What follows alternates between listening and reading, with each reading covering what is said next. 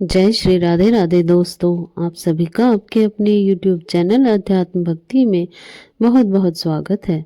आइए आज आप सब जानेंगे वर्ष 2025 में माघ मास शुक्ल पक्ष में एकादशी का व्रत कब धारण किया जा रहा है।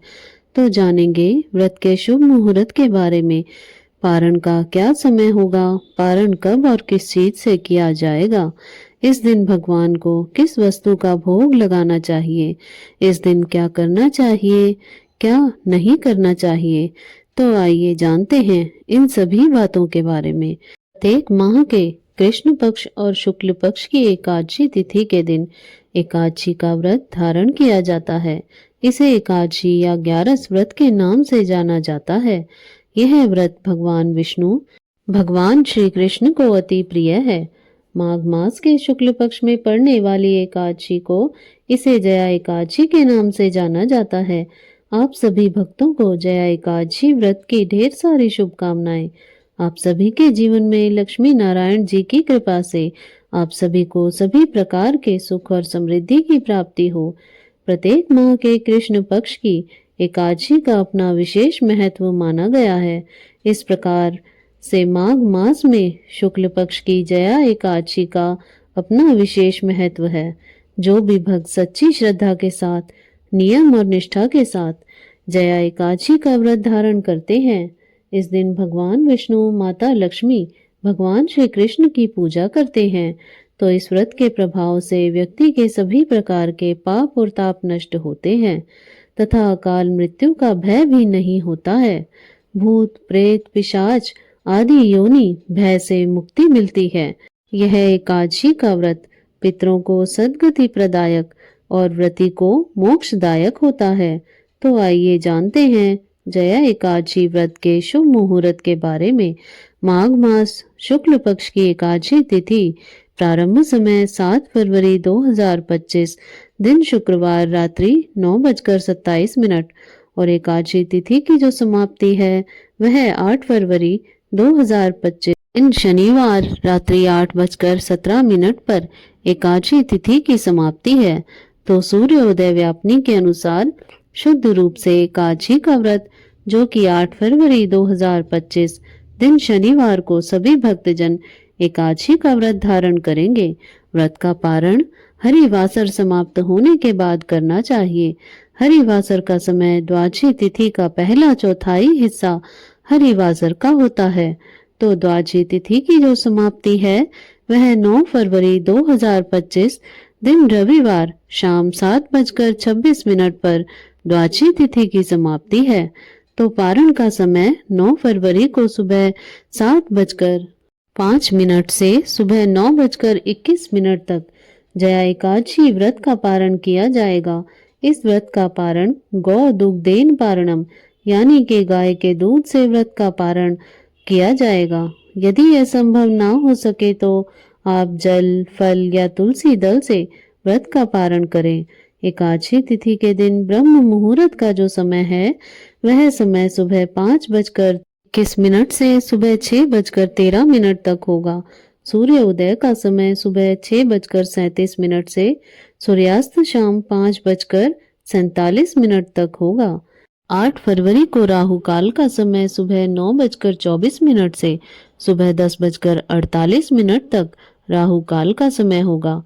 9 फरवरी को राहु काल का समय शाम 4:24 से शाम 5:48 तक राहु काल का समय होगा। राहु काल के समय के दौरान कोई भी शुभ कार्य या नया कार्य नहीं करना चाहिए, इस बात का ध्यान रखें। नक्षत्र जो कि मृगशिरा नक्षत्र होगा शाम 6:07 तक, उसके बाद आद्रा नक्षत्र होगा।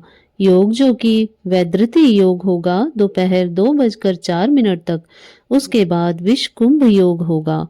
8 फरवरी को रवि योग भी बन रहा है जो कि सुबह 7:05 से शाम 6:07 तक, जो कि बड़ा ही अच्छा संयोग बन रहा है। जो भी व्रती हैं उन्हें व्रत के लिए दशमी के दिन से ही व्रत के नियमों का पालन करना चाहिए। दशमी तिथि के दिन सूर्यास्त होने से पहले ही शुद्ध और सात्विक आहार ग्रहण कर लेना चाहिए। रात्रि में ब्रह्मचर्य का पालन करते हुए एकादशी के व्रत का स्मरण करते हुए सोना चाहिए और एकादशी की सुबह उठ करके स्नान करके शुद्ध वस्त्र धारण करके भगवान सूर्य नारायण को अर्घ प्रदान करना चाहिए और फिर व्रत का संकल्प लेना चाहिए।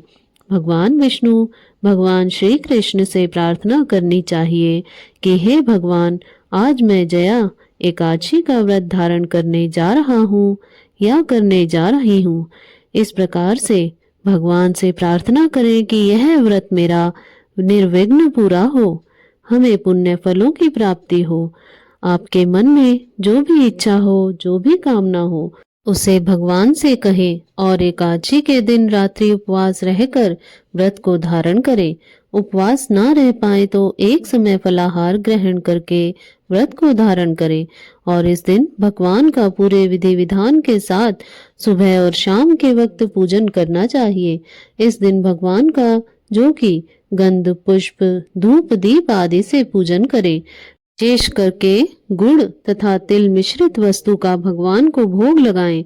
अभी के मौसम में जो भी ऋतु फल प्राप्त हो उसका भोग लगाएं। उसके बाद जल से आचमनी करवाएं और द्रव्य दक्षिणा चढ़ाएं। मुख शुद्धि के लिए पान पत्र लौंग सुपारी इलायची के साथ में अर्पित करें। इस प्रकार से भगवान का पूजन करके एकादशी व्रत की कथा का श्रवण करें।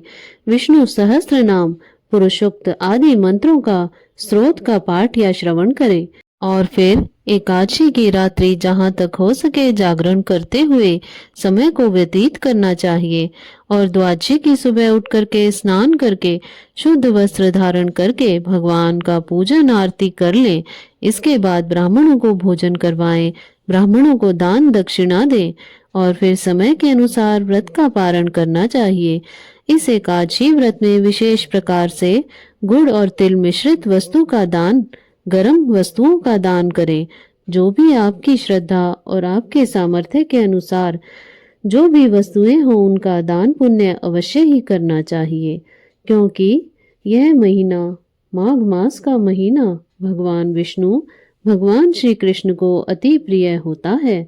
इस दौरान गंगा स्नान करना, दान पुण्य का कार्य करना जो कि अनंत फलदायी माना गया है और अभी जो कि महाकुंभ भी लगा हुआ है, तो इस दौरान जहां तक हो सके संगम तीर्थ क्षेत्र आदि जगहों पर जा करके स्नान कार्य करें, दान पुण्य का कार्य करें तो बड़ा ही पुण्य फलदायी होता है।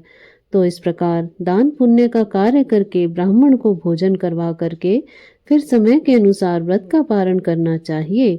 व्रती को व्रत के दौरान किसी के ऊपर क्रोध नहीं करना चाहिए। अपने मन में किसी के प्रति ईर्ष्या या द्वेष का भाव भी नहीं लाना चाहिए। ब्रह्मचर्य का पालन करना चाहिए। व्रत के दौरान जहां तक हो सके ओम नमो भगवते वासुदेवाय, श्री कृष्ण गोविंद हरे मुरारी आदि मंत्रों का जाप करना चाहिए। इससे भगवान विष्णु अपने भक्तों पर अति प्रसन्न होते हैं।